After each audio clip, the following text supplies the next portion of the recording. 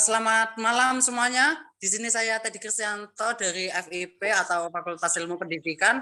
Di sini saya akan memandu kalian dalam kelompok saham laki tentang bagaimana kita membahas tentang kekerasan seksual. Dan kekerasan seksual apa sih itu? Dan kita akan melihat dengan pengertian penyebab, dampak, contoh, pencegahan, dan kritik dan saran yang akan sangat berguna bagi wawasan kita tentang kekerasan seksual. Dan pertama, mari kita dengarkan dari penjelasan Kak Septi yang akan menjelaskan tentang lingkup pengertian. Silakan waktu dan tempat dipersilakan untuk Kak Septi. Terima kasih. Baik, Assalamualaikum warahmatullahi wabarakatuh. Sebelumnya aku ucapin terima kasih ke Kak Teddy karena sudah memberikan kesempatan dan juga waktunya. Perkenalkan, nama aku Septina Praditya Malik dari jurusan Kimia, Fakultas Matematika dan Ilmu Pengetahuan Alam.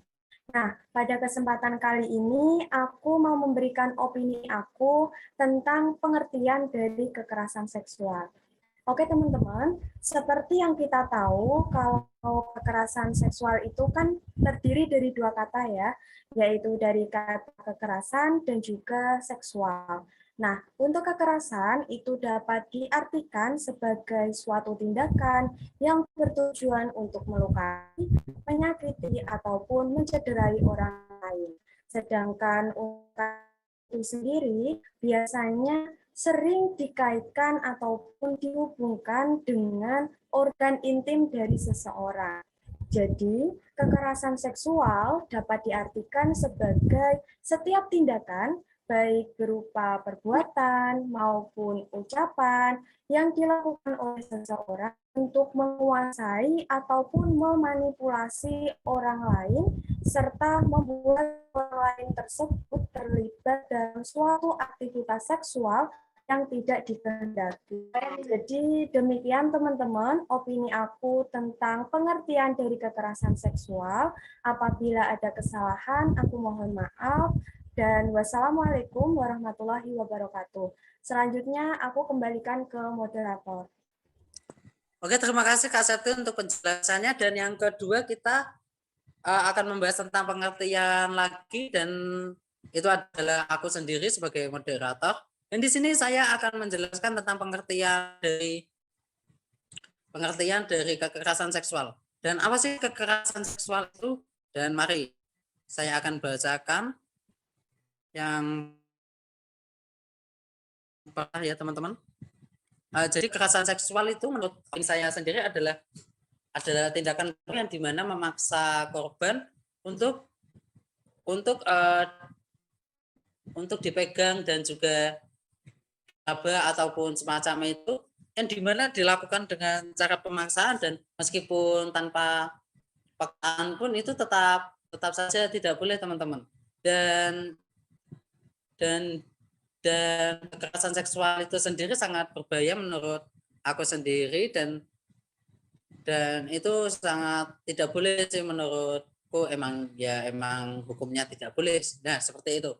Dan aku akan menjelaskan tentang gimana sih pengertian dari ahli-ahli. Yang pertama dari sebentar ya teman-teman, dari komunitas perlindungan perempuan, yang dimana ia mengatakan bahwa kekerasan seksual sebentar teman-teman. Kekerasan seksual dari komunitas perempuan yang dilansir dari Rika Rosvianti mengatakan bahwa kekerasan seksual adalah setiap tindakan berupa ucapan maupun perbuatan yang dilakukan seseorang untuk menguasai atau memanipulasi orang lain serta membuat terlibatnya adalah aktivitas seksual yang tidak dikehendaki oleh korban. Dan mungkin itu saja yang bisa saya sampaikan dari pengertian dari kekerasan seksual. Dan selanjutnya kita membahas tentang pengertian yaitu Kak Ratna.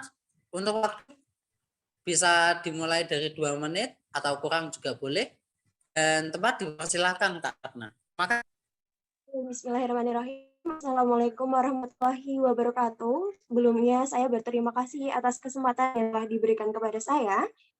Jadi untuk definisi daripada kekerasan seksual menurut perspektif saya, ada kondisi di mana seseorang melakukan hal-hal berbau seksualitas kepada entitas tertentu tanpa adanya persetujuan eksplisit. Jadi perlu digarisbawahi bahwa untuk kekerasan seksual dan juga pelecehan seksual itu sebenarnya adalah dua konsep yang berbeda. Dan karena kita membahasnya seksual, saya katakan bahwa kekerasan seksual itu adalah 2 atau 3 tingkat lebih ekstrim daripada pelecehan seksual. Nah, hal ini meliputi sentuhan di beberapa bagian seksualitas, baik ada pria maupun wanita dan oleh pria maupun wanita. Kemudian adanya tindak penjamahan organ vitalitas terhadap entitas korban, dan yang terakhir menunjukkan hal-hal berbau seksualitas. Dan kesemuanya itu dilakukan tanpa adanya persetujuan secara eksplisit. Jadi untuk persetujuan secara eksplisit itu adalah persetujuan yang dilakukan secara sadar oleh kedua belah pihak yang bersangkutan. Jadi apabila nanti kondisi entitas itu berada di titik kesadaran yang rendah, maka boleh jadi atau bisa dikatakan bahwa tindakan seksualitas yang dilakukan pada saat itu bisa masuk dalam kategori kekerasan seksual atau juga pelecehan seksual. Demikian opini yang dapat saya sampaikan, saya kembalikan ke moderator. Terima kasih banyak.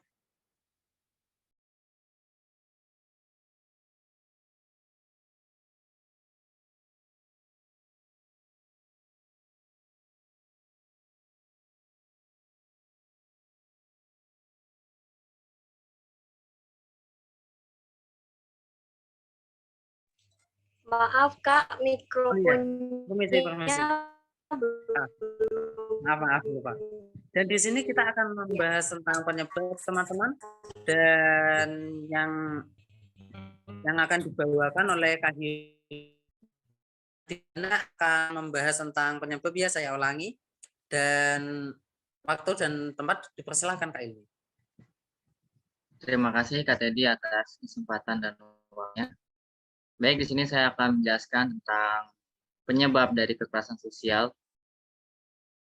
Berdasarkan Komnas Perempuan, terjadi 4.000 kasus kekerasan seksual pada tahun 2021, yang sebagian besar terjadi di lingkungan sekolah ataupun perguruan tinggi. Adapun penyebab terjadinya kekerasan seksual menurut saya, yang pertama ya, adalah kurangnya pengawasan dari orang tua. Orang tua adalah media sosialisasi utama dan pertama dalam proses sosialisasi seseorang, yang tentu memiliki banyak sekali peran, di antaranya melatih penguasaan diri, mempelajari peranan sosial, serta pemahaman nilai dan norma. Adapun penyebab selanjutnya adalah kemudian kepedulian masyarakat yang masih rendah. Kepedulian masyarakat yang rendah menyebabkan pelaku kekerasan menjadi lebih leluasa dalam melakukan aksinya. Merasa tidak ada respon penolakan ataupun larangan dari lingkungan sekitar, menyebabkan pelaku dan lingkungan sekitarnya merasa tindakan tersebut dilegalkan seiring berjalan. Berdasarkan KPPA nomor 2020, dari 419 kasus kekerasan sosial yang terjadi, 60% pelakunya adalah teman ataupun kerabat dari korban, dari lingkungan sekitar korban. Mungkin itu yang bisa saya sampaikan. Terima kasih Kak Teddy atas waktunya. Saya kembalikan ke moderator. Oke, terima kasih Kak Hilmi untuk penjelasannya tentang penyebab. Dan selanjutnya kita akan membahas tentang opini dari Kak Nadira tentang penyebab ya. Dan di sini waktu dan tempat dipersilakan Kak Nadira. Terima kasih. Baik, terima kasih sebelumnya kepada moderator atas waktu dan tempatnya. Sebelumnya, Assalamualaikum warahmatullahi wabarakatuh. Perkenalkan, nama saya Nadira Hendra Prasetya dari Fakultas Ilmu Keolahragaan. Di sini saya akan menyampaikan opini saya tentang penyebab dari terjadinya kekerasan seksual. Yang pertama itu adalah biasanya karena korban mudah ditaklukkan. Yang kedua itu, pelaku memiliki otoritas atas korban. Kalau bisa diambil contoh itu biasanya atasan yang melakukan kekerasan seksual kepada bawahannya. Yang ketiga itu pernah menyaksikan kekerasan seksual saat masih kecil. Jadi hal tersebut terekam di memorinya sehingga dia ingin melakukan hal tersebut saat sudah dewasa. Yang keempat yaitu memiliki fantasi seksual yang tinggi, dan yang kelima adalah memiliki hasrat yang tinggi. Tetapi sayangnya hasrat ini tidak bisa tersalurkan dengan baik. Mungkin segitu aja pendapatku tentang penyebab dari terjadi kekerasan seksual. Waktu dan tempat saya kembalikan kepada moderator. Oke, terima kasih Kak Nadira untuk penjelasannya tentang penyebab. Dan selanjutnya teman-teman kita akan membahas tentang penyebab lagi karena ini masih dalam lingkup penyebab. Dan kita akan mendengarkan tentang opini dari Kak Norma Yosinta. Terima kasih untuk Kak Norma Yosinta untuk waktu dan tempat. Dan dipersilakan.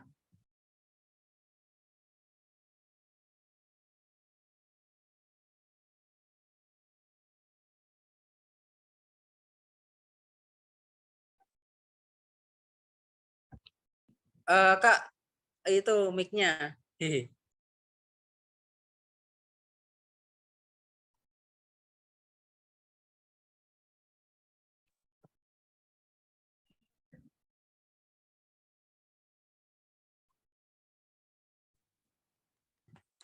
Kalau misalnya kesusahan, nah keluar sih. Nah, thanks.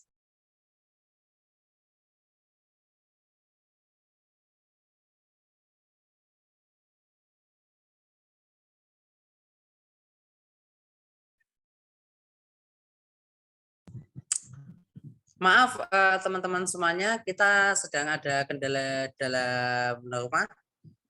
Mungkin tunggu sebentar teman-teman. Oke. Jadi agak molor. Maaf ya.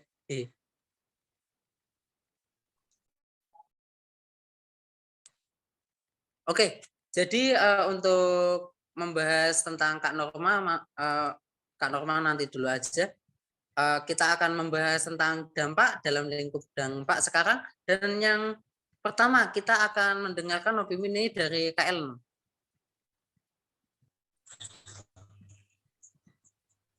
Oke, terima kasih Kak Ellen. Waktu dan tempat dipersilakan Kak Ellen.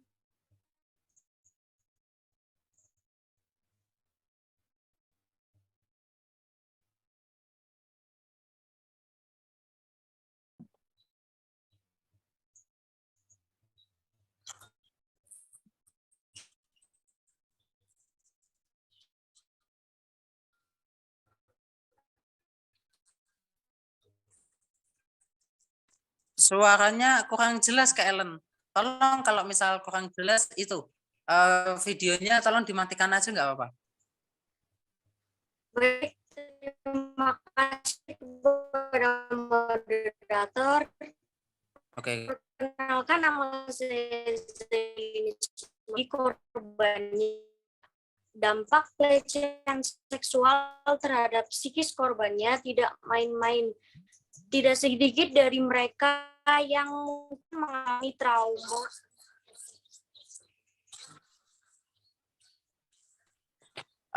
Untuk Kak Ellen, tolong sinyalnya ya Kak. Tolong cari dulu nggak apa-apa kok. Ditungguin. Oke. Nanti kalau udah tolong itu ya kembali lagi ya. Ini untuk menghemat waktu. Kita akan mendengarkan opini dampak dari Kak Latifah. Tolong Kak Latifah untuk tempat dan waktunya dipersilakan. Baik, sebelumnya saya mengucapkan terima kasih kepada moderator. Nah, sebelum saya menyampaikan opini saya mengenai dampak dari kekerasan seksual. Nah, izinkan saya untuk memperkenalkan diri terlebih dahulu. Nah, perkenalkan nama saya Latifah Alaku Karimah dari Prodi Ilmu Hukum Fakultas Hukum Universitas Negeri Semarang. Nah, baik, saya akan memberi opini saya mengenai apa saja sih dampak dari kekerasan seksual. Nah, jadi tindakan diskriminasi atau kekerasan seksual dapat menyebabkan depresi kepada korban. Korban yang mengalami pelecehan seksual biasanya mengalami trauma berat yang menyebabkan gangguan stres pasca trauma. Gangguan ini membuat korban memiliki rasa takut, cemas, stres yang berlebihan, disosiatif, atau menjauhkan diri dari lingkungan. Bisa disebut juga introvert. Serangan panik, gangguan makan dan tidur, atau bahkan bisa juga menyebabkan bunuh diri. Nah, jadi kurang lebihnya dampaknya sangat fatal ya bagi korban dari kekerasan seksual tersebut. Nah, kurang lebihnya begitu mengenai opini saya tentang dampak kekerasan seksual. Terima kasih.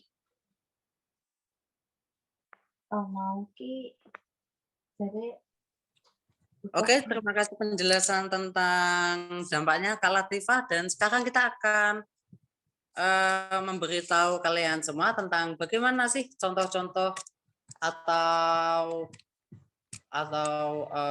ya contoh-contoh sih, contoh-contoh nyata apa yang bisa dilihat dari kekerasan seksual agar kita bisa berhati-hati untuk tidak main-main dengan kekerasan seksual gitu loh. Dan yang pertama adalah Kak Nadia. Untuk Kak Nadia,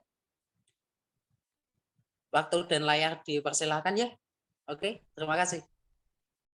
Terima kasih untuk moderator atas kesempatannya. Perkenalkan, saya Nadia Adriana dari Prodi Pendidikan Bahasa Inggris, Fakultas Bahasa dan Seni. Pada kesempatan ini, saya ingin memberikan opini terkait salah satu jenis kekerasan seksual, yaitu pelecehan seksual non-fisik ya.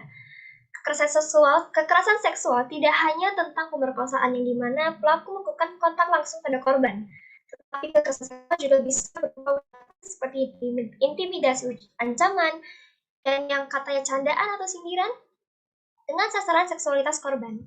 Sayangnya ya, di Indonesia saat ini, pelecehan verbal ini masih dianggap wajar. Belum begitu banyak yang memahami bahwa kekerasan seksual juga dapat berupa ucapan. Beberapa contoh dari pelecehan non-fisik verbal ini, yang pertama yaitu ada catcalling, kemudian juga ada yang bisa berbentuk siulan, main mata, dan gerakan atau isyarat yang bersifat seksual. Saya akan memberikan contoh kasus pelecehan non-fisik yang dialami Denis Charista oleh pengacara Rasman Nasution. Pelecehan non-fisik ini dikemas dengan bentuk candaan yang jelas tidak akan terdengar seperti candaan bagi kita dan juga korban tentunya. Di kasus ini, pelaku menyinggung pakaian korban. Rasanya sudah begitu banyak yang paham bahwa pakaian tidak bisa dijadikan alasan untuk pembenaran dari tindakan pelecehan seksual. Karena para pelaku pasti sangat sadar atas apa yang dikatakan dan tindakan yang mereka lakukan. Pelaku melakukan gestur tangan yang mengarah ke dada korban. Tidak hanya itu, pelaku juga menambahkan sindiran berupa konotasi seperti menyebut buah pepaya dan membongkar mesin katanya. Bagaimana bisa beliau mengatakan hal-hal seperti itu ya? Di sini Denis juga memberikan tanggapan dari kalimat sindiran pelaku berupa bongkar mesin tadi, bahwa pelaku ini lahir dari perempuan, punya anak perempuan, punya istri. Tidakkah terpikir olehnya bagaimana jika kalimat tadi ditujukan untuk anak perempuannya atau istrinya? Tetapi sepertinya memang para pelaku pelecehan tidak pernah memikirkan hal demikian. Dari opini ini dan contoh yang saya berikan, diharapkan untuk kita semua atas kesadaran bahwa kalimat-kalimat yang kita anggap mungkin awalnya hanya candaan bisa membuat kita menjadi pelaku pelecehan seksual. Saya juga ingin menegaskan bahwa siapapun tidak pantas menerima pelecehan seksual dalam bentuk apapun. Sekian dari Nadia, mohon maaf jika terdapat kesalahan pemilihan kata. Terima kasih atas perhatiannya. Saya kembalikan kepada moderator. Oke, terima kasih Nadia untuk penjelasan tentang contoh-contoh kekerasan seksual. Dan selanjutnya ada Sakif untuk menjelaskan opini Anda tentang contoh-contoh tentang kekerasan seksual ya. Di sini waktu dan layarnya dipersilakan. Sebelumnya suaranya kedengeran nggak? Dengar. Oke, terima kasih kepada Kak Teddy ya sebagai moderator.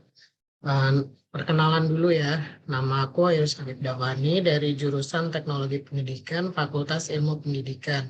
Kali ini aku akan mengambil contoh tentang kasus kekerasan seksual yang dilakukan oleh guru ngaji ataupun ahli agama terhadap muridnya. Tentu hal ini merupakan perbuatan yang sangat di luar nalar ya, karena seharusnya seorang yang ahli dalam agama itu membimbing murid-muridnya agar lebih paham agama, tetapi hal ini malah sebaliknya. Itu mereka, para guru ngaji, malah melakukan hal-hal yang tidak senonoh kepada murid-muridnya. Contohnya saja kasus guru ngaji di Bandung yang menghamili 12 santriwatinya sampai hamil lalu melahirkan anak. Kemudian hasil anak tersebut dijadikan untuk bisnis, yaitu bisnis seperti anak yatim ataupun duafa ya, yang dimana hal tersebut sangat miris sekali atau sangat tidak senonoh. Perbuatan tersebut juga banyak dikecam oleh orang-orang karena sudah jelas itu perbuatan yang sangat salah dan mendapatkan dosa yang sangat besar. Apalagi kalau kita memiliki ilmu agama yang sangat luas, harusnya kita menggunakannya dengan sebaik-baiknya untuk menolong orang. Jangan sampai kita melakukan perbuatan yang tidak senonoh seperti yang contoh di atas. Mungkin kita juga harus bisa menjaga anggota tubuh kita agar tidak melakukan kekerasan seksual ataupun menjadi korban kekerasan seksual, dan selalu membela diri ya. Mungkin cukup sekian dari saya kembalikan ke moderator. Terima kasih. Oke, terima kasih untuk Kak Sakif ya tentang contoh-contohnya, dan selanjutnya untuk Kak Salsabila untuk memberikan opini tentang contoh-contoh kekerasan seksual. Waktu dan layak dipersilakan, Kak. Terima kasih banyak untuk moderator atas waktunya. Halo semuanya, saya Salsabila Balkis Aliatul Muna dari Prodi Pendidikan Bahasa Inggris, Fakultas Bahasa dan Seni. Di sini aku mau kasih contoh sedikit tentang kekerasan seksual yang terjadi di masyarakat, khususnya kekerasan seksual yang terjadi pada laki-laki atau lelaki dewasa. Sebenarnya hal ini cukup tabu di masyarakat kita. Stigma toxic masculinity yang ada di masyarakat menyebabkan masyarakat menjadi yakin bahwa laki-laki tidak akan mengalami kekerasan seksual karena mereka dianggap kuat untuk melawan sang pelaku seksual. Jika diteliti, ada beberapa kasus yang sempat ramai diperbincangkan di masyarakat. Salah satunya adalah kasus Reinhard Sinaga, yang seorang pria yang melakukan kekerasan seksual terhadap 48 korban pria dalam kurun waktu 2,5 tahun. Nah, ia melakukan perbuatan tersebut dengan cara merayu dan memberikan obat bius untuk melumpuhkan korban. Lalu, jika sudah begini, bagaimana sang korban dapat menyelamatkan diri? Para korban yang ada mengalami trauma yang sangat mendalam, dan tidak sedikit dari mereka yang memikirkan untuk bunuh diri karena perbuatan kejinya. Maka dari itu, menurut saya, kekerasan seksual itu dapat terjadi kepada siapapun dan tidak terbatas oleh gender yang ada. Dan masyarakat Indonesia harus tetap waspada dan sedikit memberikan perhatian lebih terhadap kekerasan seksual yang terjadi kepada laki-laki dan tidak mengabaikan kasus ini. Sekian opini dari saya. Terima kasih banyak. Saya kembalikan ke moderator. Oke, terima kasih untuk Kak Salsabila. Di sini aku ingin beritahu kepada teman-teman yang sedang melihat, untuk Kak Agung, kalau misal, ya udah nggak jadi. Maaf teman-teman mengganggu aktivitasnya. Yang pertama kita akan membahas tentang pencegahan ya lingkupnya. Yang pertama adalah Kak Agung untuk membahas tentang syarat tentang pencegahan kekerasan seksual. Waktu dan tempat dipersilakan Kak Agung.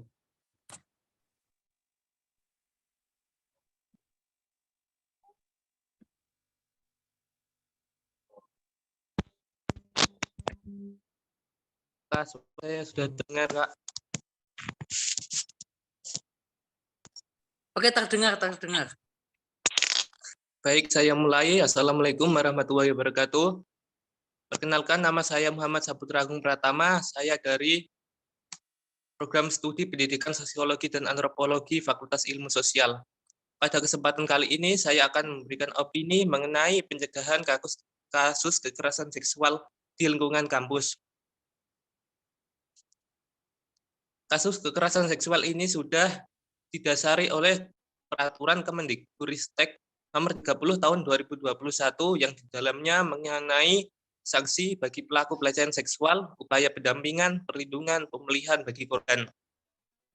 Dari Peraturan Pencegahan Tindak Kekerasan Seksual di lingkup kampus dapat dijabarkan sebagai berikut. Yang pertama, pihak kampus harus memiliki regulasi dan pedoman yang jelas mengenai kasus kekerasan seksual yang di dalamnya memuat sanksi pada pelaku dan jaminan pada korban.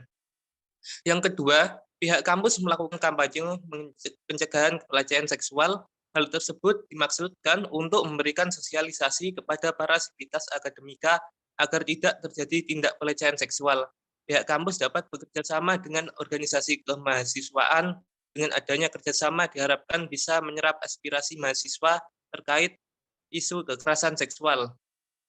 Selanjutnya, yang ketiga, pihak kampus menyediakan layanan laporan dan pendampingan. Hal ini akan mempermudah korban untuk memperoleh keadilan dalam kasusnya. Dengan terpenuhinya hak keadilan dapat meminimalisir terjadinya gangguan mental pada korban. Pendampingan juga perlu dilakukan seperti pihak kampus menyediakan ahli psikologi untuk memberikan arahan kepada pelaku agar tidak mengulangi hal tersebut. Pendampingan untuk korban dapat dilakukan sebagai upaya untuk memulihkan keadaan mental korban.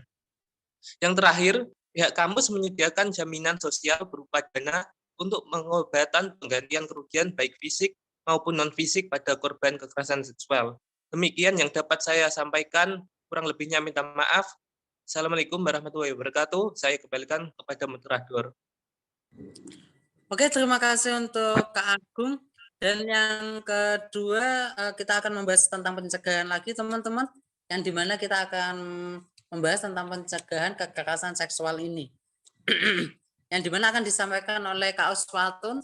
Mohon tempat dan waktunya tempat dan layarnya dipersilahkan, Kak. Maaf. Baik, terima kasih kepada moderator. Perkenalkan, nama saya Uswatun Hasana dari jurusan Pendidikan Guru Sekolah Dasar Fakultas Ilmu Pendidikan. Kasus kekerasan seksual seakan tidak ada habisnya. Hampir setiap hari kita mendengarkan kasus tersebut di media sosial atau di surat kabar. Oleh karena itu, upaya pencegahan kekerasan seksual perlu dilakukan. Beberapa contoh pencegahan secara umum. 1. Membangun sikap saling menghargai antara laki-laki dan perempuan sehingga akan terhindar dari perilaku yang mengarah pada kekerasan seksual karena menganggap bahwa setiap orang memiliki hak untuk dilindungi dan dihormati. 2. Pembuat kebijakan pun harus segera menjadikan pendidikan seks sebagai suatu pelajaran wajib karena dapat dilihat bahwa masih maraknya kasus kekerasan seksual. Dengan adanya pendidikan seks ini, maka akan membentuk suatu pemahaman yang sama akan bahaya dan dampak yang ditimbulkan dari kekerasan seksual. 3. Orang tua pun harus memperhatikan pergaulan anak agar terhindar dari kemungkinan melakukan atau menjadi korban kekerasan seksual dan memberikan pemahaman mengenai cara menghormati orang lain dan tidak melakukan tindakan yang berkaitan dengan kekerasan seksual. Adapun pencegahan yang dapat kita terapkan. 1. Jangan percaya penuh kepada orang. 2. Bersikap tegas. 3. Membekali diri dengan pendidikan seksual. 4. Kuasai beberapa cara melumpuhkan lawan. 5. Mempersiapkan alat pelindung diri. Salah satu bentuk persiapannya adalah membawa alat perlindungan seperti semprotan cabai atau alat strum di dalam tas. 6. Hindari berpergian dengan orang yang baru dikenal.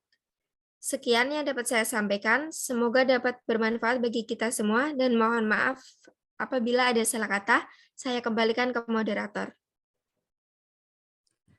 Baik, Kak, terima kasih untuk penjelasannya, Kak Salsabila. Dan untuk kali ini, Kak Norma Yusinta sudah mulai bisa mengerjakan. Apakah betul, Kak? Iya, Kak, bisa. Untuk suaranya, tolong. Kedengeran nggak? Kedengeran. Tolong lebih lagi, Kak. Halo? Oke, nggak apa-apa. Nggak apa ya. Oke. Baik, terima kasih kepada Kak Teddy selaku moderator. Perkenalkan, aku Norma Yusinta dari jurusan Pendidikan Ilmu Pengetahuan Sosial, Fakultas Ilmu. Saja sih penyebab kekerasan lingkungan masyarakat. Yang pertama, kekerasan seksual terjadi dimulai dari adanya cara berpikir yang tidak setara sehingga menyebabkan salah satu pihak dijadikan objek seksual. Kerap sekali korban kekerasan seksual adalah perempuan dan anak. Sedihnya, korban seringkali disalahkan dalam kasus tersebut. Akibatnya, korban takut melaporkan apa yang terjadi terhadap mereka. Yang kedua, ada victim blame. Masih adanya sikap menyalahkan korban yang mengalami kekerasan seksual, seperti salah sendiri pulang malam atau lihat saja bajunya kebuka gitu.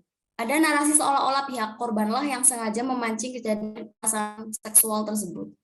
Yang ketiga, adanya relasi kekuasaan yang tidak seimbang. Relasi kekuasaan yang tidak seimbang antara guru dan murid, di mana guru lebih dominan atas muridnya, menyebabkan seorang pelajar memiliki potensi memiliki tindakan kekerasan seksual. Dalam hal ini, korban seringkali berada di bawah ancaman pelaku, misalnya diancam untuk tidak naik kelas, nilai turun, dan ancaman lainnya. Mungkin hanya itu yang bisa aku sampaikan, kurang lebihnya mohon maaf. Aku kembalikan ke Kak Teddy selaku moderator. Oke, terima kasih untuk Kak Norman Yosinta ya. Untuk selanjutnya Kak Ellen, apakah bisa mendengar? Bisa? Oke, suaranya sudah jelas. Oke, mohon dimulai. Baik, terima kasih kepada moderator. Maaf jika tadi ada sedikit kendala. Perkenalkan, nama saya Zelimis Munanda, saya dari Fakultas Bahasa dan Seni. Di sini saya akan menjelaskan mengenai dampak dari kekerasan seksual. Yang pertama adalah bencana psikis bagi korbannya. Dampak pelecehan seksual terhadap psikis korbannya tidak main-main. Tidak sedikit dari mereka yang mungkin mengalami trauma batin usai tragedi yang memilukan tersebut. Dilansir dari LifeScan, studi pada tahun 2009 mengatakan bahwa wanita yang mengalami pelecehan seksual akan mengalami PTSD 4 kali lebih parah daripada mereka yang mengalami kejadian traumatis yang lain. Berikut ini juga beberapa dampak pada psikis yang umumnya terjadi, diantaranya seperti mudah marah, merasa selalu tidak aman, mengalami gangguan tidur, mimpi buruk, ketakutan, cemas, punya rasa malu yang besar, shock, frustasi, menyalahkan sampai mengisolasi diri sendiri, bahkan stres hingga depresi. Dr. Helen Wilson mengatakan jika di antara wanita yang mengalami kekerasan seksual, 90% dari mereka menunjukkan gejala stres yang akut.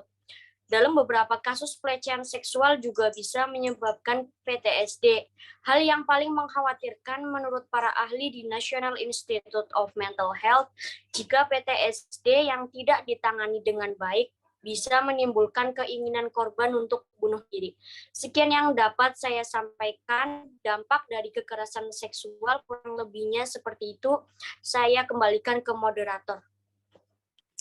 Oke, terima kasih untuk Kak Ellen. Dan selanjutnya kita akan membahas tentang untuk Kak Uswatun, apakah sudah ya tadi?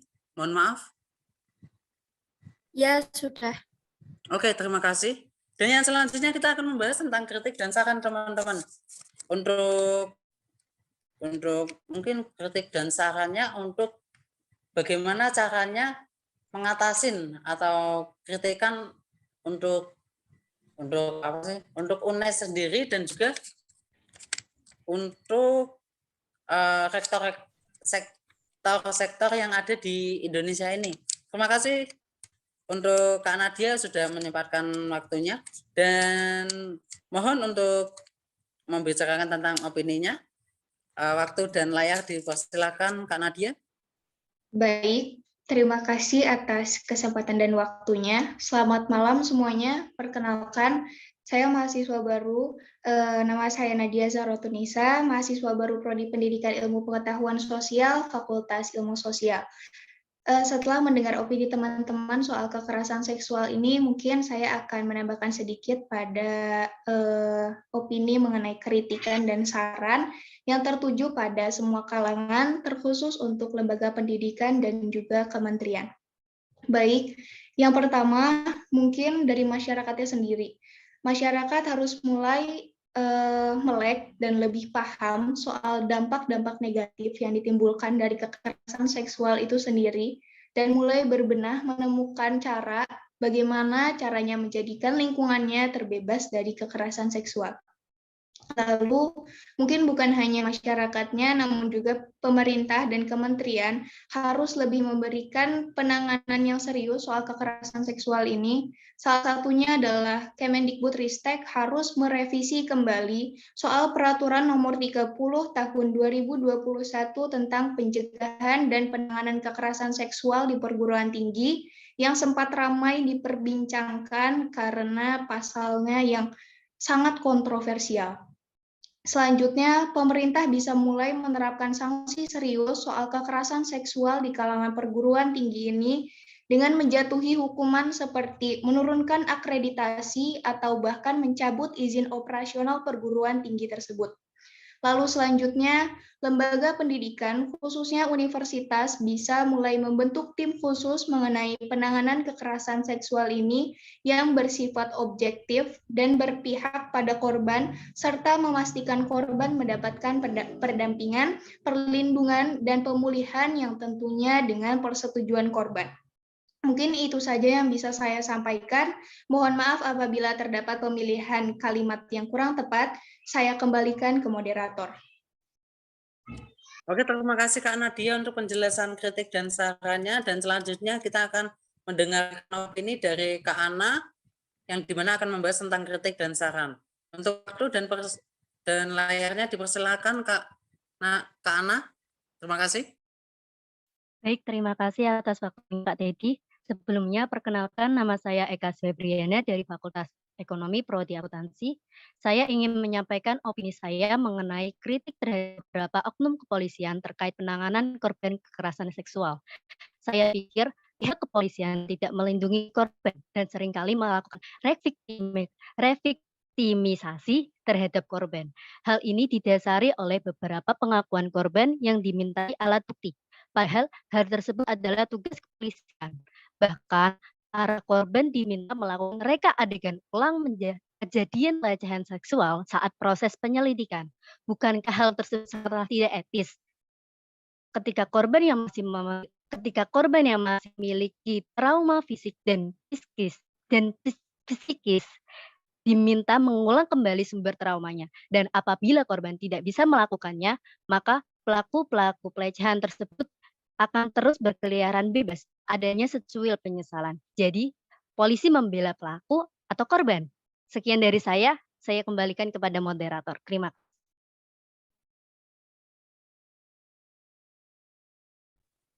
Oke, terima kasih untuk waktunya Kak Ana, dan sampai di sini kita sudah sampai ke penghujung acara dan semua teman-teman yang ada di sini sudah menyampaikan opininya. Dan untuk penutupan saya ucapkan minta maaf sebesar-besarnya dan juga mewakili teman-teman yang sudah memberikan opini. Maaf juga sudah salah kata dan juga masih ada kekurangan yang ada di diri kita, dan mohon dimaklumi. Dan selamat malam. Assalamualaikum warahmatullahi wabarakatuh. Salam sejahtera, Om Swastiastu, dan Namo Buddhaya. Terima kasih. Oke.